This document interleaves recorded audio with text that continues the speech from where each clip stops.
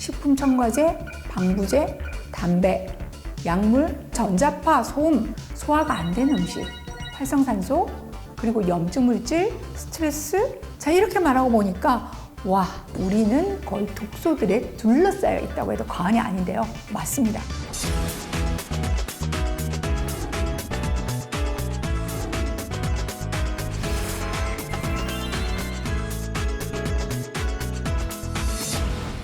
안녕하세요. CS 안방병원 대표원장 이경입니다.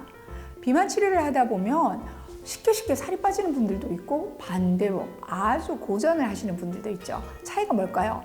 자, 간단하게는 젊은 분이라서, 남자라서, 근육이 많아서 등등 단편적인 답을 할 수 있겠지만 고도비만, 갱년기 잘 안 빠지는 나이살 환자분들 계속 보아온 제 입장에서는 몸속 시스템의 문제를 짚어보지 않을 수 없어요. 그리고 그 문제를 일으키는 주된 인자 중 하나가 바로 독소들이죠. 그래서 오늘의 주제는 해독입니다. 자, 먼저 해독의 대상이 되는 독소부터 알아보시죠. 넓은 의미의 독소라고 하면 인체에 위해를 끼치거나 정상적인 대사 기능을 방해하는 모든 요인들을 말할 수 있는데요. 자, 외부에서 들어오는 것들로는 농약, 식품 첨가제, 방부제, 담배, 약물, 음식, 그리고 매연, 중금속, 전자파, 소음, 방사선 등등이 있습니다. 자, 이런 외부 독소 말고도 내 몸속에서 만들어지는 독소들, 즉 내독소들도 있는데요. 자, 몸속에 있는 각종 유해균의 잔재나 그 분비물, 소화가 안 되는 음식, 활성산소, 그리고 염증 물질, 스트레스, 비정상적 세포들인데요. 한의학에서는 이것들을 습담, 식적, 어혈 등이라고 질병의 원인으로 규정하고 있기도 해요. 자, 이렇게 말하고 보니까 와, 우리는 거의 독소들에 둘러싸여 있다고 해도 과언이 아닌데요. 맞습니다. 그런데 다행한 건 우리 몸에는 이 독소들을 그때그때 해결해주는 해독 시스템도 있다는 거죠. 자, 문제는요. 현대인들은 나쁜 환경, 나쁜 먹거리들로 이 독소 유입이 너무 많아지다 보니까 몸으로 들어오는 독소들을 그때그때 체내에서 해독해버리는 해독 처리 범위를 다 넘겨버렸다는 거죠. 그 결과 처리되지 못하고 축적된 독소들이 신체 곳곳에 쌓여있게 됩니다. 특별히 지방에 녹는 지용성 독소들은 지방이나 골수, 간, 신경계에 쌓이게 되고요. 또 물에 녹는 수용성 독소들은 관절, 혈액, 조직, 근육에 쌓여서 노화와 질병을 일으키게 됩니다. 자, 여기까지 듣고 나시면 내 몸속의 독소가 어느 정도인지 막 확인하고 싶어지시죠? 물론 확인법이 있습니다. 여러분들이 이유 없이 근육통, 두통을 포함한 각종 통증에 시달리고 있다면, 그리고 잦아진 피부 발진, 가려움증, 이외에도 알러지 증상, 또 부종도 있고요. 설사와 같은 장 증상도 대표적인 독소가 일으키는 증상들입니다. 그리고 혈액 검사로도 확인이 가능한데요. 활성산소나 HSCRP, 이상지질혈증 등으로도 확인이 되고요. 좀 낯설겠지만 지방산 검사 등을 통해서 염증 상태로도 확인할 수 있습니다. 사실 우리 현대인들은 어느 정도는 모두 독소에 노출돼 있고 우리가 앓고 있는 또는 장래에 앓을까봐 걱정하는 대부분의 질환들이 이 독소들과 연결돼 있습니다. 자, 이쯤 되면 해독은 선택이 아니라 필수겠죠. 자, 해독의 방법을 소개해드리자면 크게 세 가지로 나눌 수 있습니다. 첫 번째는 유입되는 과정에서 독소를 차단하는 거죠. 자, 두 번째는요, 유독한 물질을 무독한 상태로 바꾸는, 그러니까 독소의 중화입니다. 그리고 마지막으로 몸 밖으로 빠르게 배출시키는 방법이 있을 겁니다.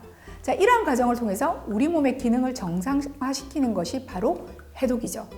이제부터 구체적인 해독 방법 들어가 볼게요. 첫 번째로 독소 유입 단계에서의 차단인데요.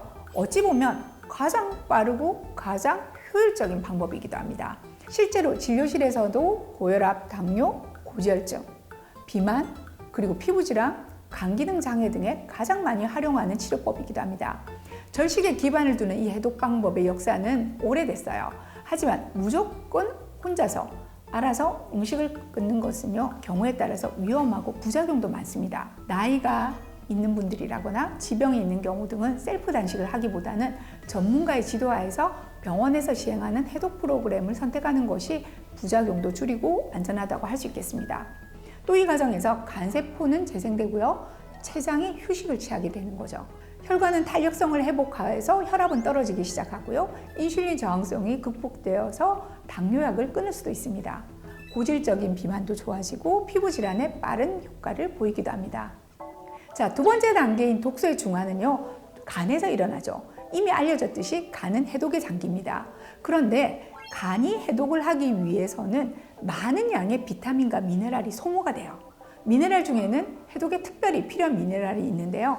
가장 권장할 만한 방법은 자신의 모발 조직을 분석해서 중금속 중독의 수준과 그 외 미네랄의 불균형을 확인하고 필요한 만큼의 영양 미네랄을 고농도로 보급하는 것인데요. 암 환자분들의 영양균형, 그리고 성장 아이들을 위해서 많이 활용되어 왔던 모발 미네랄 검사는 사실 현대인 누구에게나 유용하다고 할 수 있습니다. 실제로 갱년기 분들 영양제 처방을 위해서 시행한 모발 검사에서 의외로 수은이나 납, 알루미늄의 축적을 확인하곤 하죠. 자, 이런 유독성 원소인 중금속을 체로 빨리 배출하기 위해서는 미네랄 포뮬러들이 처방되고 있는데요. 해조칼슘, 비타민 C, 비타민 E, 산화마그네슘, 산화아연, L시스틴, 효모, 유산균 등등인데요. 자, 이런 것들로 구성되어 있습니다. 이왕 드시는 영양제 그냥 모르고 드시기보다는 실제 자신에게 필요한 영양제를 속아내서 드시는 것이 현명한 방법이 될까 합니다.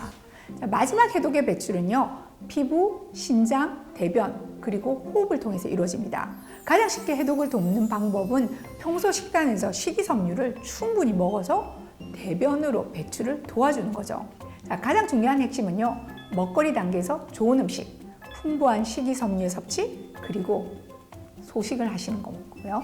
자, 여기에 더불어서 양질의 수면과 스트레스의 관리로 체내 해독 시스템을 보조하는 것이 중요합니다. 만성염증의 시대, 해독이 답입니다. 감사합니다.